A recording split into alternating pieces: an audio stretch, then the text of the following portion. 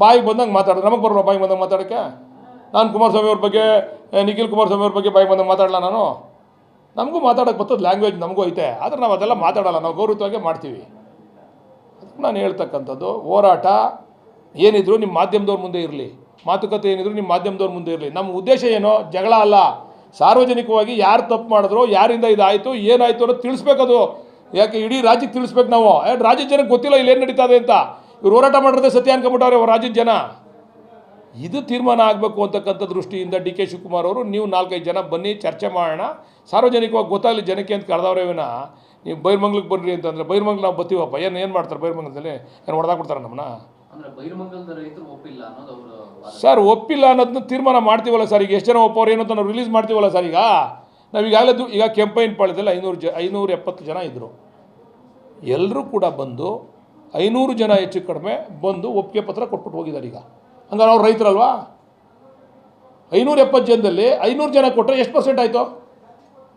ನೀವೇ ಆಲೋಚನೆ ಮಾಡೋದು. ಸುಳ್ಳಾದರೆ ನೀವು ಮಾಹಿತಿ ತೊಗೊಳ್ಬೇಕಾರೆ ಮಾಹಿತಿ ತೊಗೊಳ್ಳಿ ಎಷ್ಟು ಜನ ಬಂದು ಒಪ್ಪಿಗೆ ಪತ್ರ ಕೊಟ್ಟವ್ರೆ ಅಂತ. ಹಂಗೆ ಬೈರ್ಮಂಗಲದಲ್ಲಿ ಕೆಲವರು ಸರ್, ಇಲ್ಲಿ ಏನಾಗಿದೆ ಹೇಳ್ತೀನಿ ಕೇಳಿ. ಇಲ್ಲಿ ಕೆಲವೊಂದು ಅವ್ರ ಫ್ಯಾಮಿಲಿ ಸಮಸ್ಯೆಗಳಿದ್ದಾವೆ, ಡಿಸ್ಪ್ಯೂಟ್ಸು, ಇದು ಬಗೆಹರಿದಿಲ್ಲ, ಇದರಿಂದ ಸ್ವಲ್ಪ ಸಮಸ್ಯೆಗಳಾಗ್ತವೆ.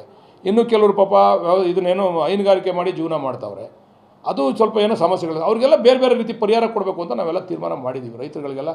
ಆಮೇಲೆ ಅಲ್ಲಿ ಹೋರಾಟ ಮಾಡ್ತಿರ್ತಕ್ಕಂಥ ಪ್ರಾಮಾಣಿಕವಾದಂಥ ರೈತರನ್ನ ಕರೆದು ಮಾತಾಡೋ ನಾವು ತಯಾರಿದ್ದೀವಿ. ಅದಕ್ಕೆ ಇವ್ರು ಬಿಡ್ತಾಯಿಲ್ಲ ಅವ್ರನ್ನ. ಅವ್ರು ಬಂದರೆ ಇವರು ಹಿಂದೆ ಗುಂಪು ಕಟ್ಕೊಂಬರೋದು. ಈಗ ರೈತರು ಹೆಣ್ಮಕ್ಳು ನನಗೊಬ್ರು ಹೇಳಿದ್ರು, ನಾವು ನಮ್ಮನ್ನು ಯಾರು ಬಂದು ಕೇಳೇ ಇಲ್ಲ ಅಂತ. ನಾನು ಕರೆದೆ ಕೇಳೋಕ್ಕೆ ಅಂತ ಅಂದ್ಬಿಟ್ಟು ಆ ರೈತರ ಸಂಘದ ವತಿಯಿಂದ ಒಂದು 25-30 ಜನ ಬನ್ನಿ ಅಂದರೆ, ಇವ್ರ ಉದ್ದೇಶ ಏನಿತ್ತು ದಳದವ್ರದ್ದು ಅದನ್ನು ಬಗೆಹರಿಸ್ಕೊಳ್ಳಿ ಅನ್ನೋ ಉದ್ದೇಶ ಇರಲಿಲ್ಲ. ಎಲ್ಲ ಊರಿಗೂ ಹೋಗ್ಬಿಟ್ಟು ದಳದ ಕಾರ್ಯಕರ್ತರನ್ನ ಎತ್ಕಟ್ಟಿ ನೀವು ಗಾಡಿ ಮಾಡ್ಕೊಂಡು ಹೋಗಿ, MLA ಕರಿತಾವನೆ ಗಾಡಿ ಮಾಡ್ಕೊಂಡು ಹೋಗಿ ಒಂದು 4-5 ಜನ ಹೋಗಲ್ಲಿ ಗಲಾಟೆ ಮಾಡಿ ಅಂದರೆ ನಾವು ರೈತರ ಹಂಗೆ ಚರ್ಚೆ ಮಾಡೋಕ್ಕಾಗ್ತದಾ? ಯಾರಾದರೂ ರೈತರ ಪರವಾಗಿ ಹೋರಾಟದ ಪರವಾಗಿ ಇರ್ತಕ್ಕಂಥವ್ರು ಒಂದು 25 ಜನ 30 ಜನ ಬಂದರೆ ನಾವು ಸಾಧಕ ಬಾಧಕ ಚರ್ಚೆ ಮಾಡ್ಬೋದು. ಇವರು ಇದಕ್ಕೆ ರಾಜಕೀಯ ಲೇಪ ಹಚ್ಚಿದಾಗ ಇದು ರಾಜಕೀಯವಾಗೇ ಬದಲಾವಣೆ ಆಯಿತು. ಆ ರೈತರು ಇವ್ರನ್ನ ದಳದವ್ರನ್ನ ದೂರ ಇಟ್ಟು ಬಂದರೆ ಇವತ್ತು ಚರ್ಚೆ ಮಾಡೋಕ್ಕೆ ರೆಡಿ ಇದ್ದೀವಿ ನಾವು. ಅವ್ರಿಗೇನು ಏನೇನು ಸವಲತ್ತುಗಳು ಬೇಕು ಎಲ್ಲ ಕೊಟ್ಟಿದ್ದೀವಿ ನಾವು. ಎಲ್ಲ ರೀತಿಯಲ್ಲೂ ಅವ್ರು ಏನೇನು ಕೇಳ್ಕೊಂಡವ್ರೆ. ಈಗ ಅಲ್ಲಿ ವಿರೋಧ ಇಲ್ಲ ಅಂತ ನಾನು ಹೇಳಲ್ಲ, ಆದರೆ 60% ಪರ ಇದೆ, ಒಂದು 30-40% ವಿರೋಧನೂ ಇದೆ. ಆದರೆ ವಿರೋಧ ಇರ್ತಕ್ಕಂಥ ಅವ್ರು ಮನವೊಲಿಸ್ತಕ್ಕಂಥ ಕೆಲಸ ನಾವು ಮಾಡ್ತೀವಿ. ನಾವೇನು ವಿರೋಧನೇ ಇಲ್ಲ, ಎಲ್ಲ ಸರಿ ಇದೆ ಅಂತ ನಾನು ಅವ್ರಂಗೆ ನಾನು ಹೇಳೋಕ್ಕೋಗಲ್ಲ. ಪರನೂ ಅವರೇ, ನೀವು ಎಲ್ಲೇ ಭೂಮಿ ಅಕ್ವೈರ್ ಮಾಡಿ ಅಲ್ಲಿ ಪರ ವಿರೋಧ ಇದ್ದೇ ಇರ್ತದೆ. ಯಾರು 100ಕ್ಕೆ 100 ಭಾಗ ಬಂದು ಕೊಡೋಲ್ಲ ಜಾಗನ. ಈಗ ಭೂಸ್ವಾಧೀನ ಪ್ರಕ್ರಿಯೆಗೆ ಎಲ್ಲ ಕಡೆ ಇದೇ ರೀತಿ ವಿರೋಧ ವ್ಯಕ್ತ ಆದರೆ ಹೆಂಗೆ ಸರ್ಕಾರ ಏನು ಮಾಡೋಕ್ಕಾಗುತ್ತೆ ಸರ್? ಈಗ ಅದು ವ್ಯಕ್ತ ಆಗೇ ಆಗ್ತದೆ ಸರ್. ಅದ್ರ ಬಗ್ಗೆ ನಾವು ಏನು ಮಾತಾಡ್ಲಿಕ್ಕೆ ಹೋಗಲ್ಲ. ಈಗ ನಾನು ಹೇಳೋದು ಸರ್ಕಾರ ಏನಾರು ಒಂದು ಮಾಡಲೇಬೇಕಲ್ಲ ಸರ್.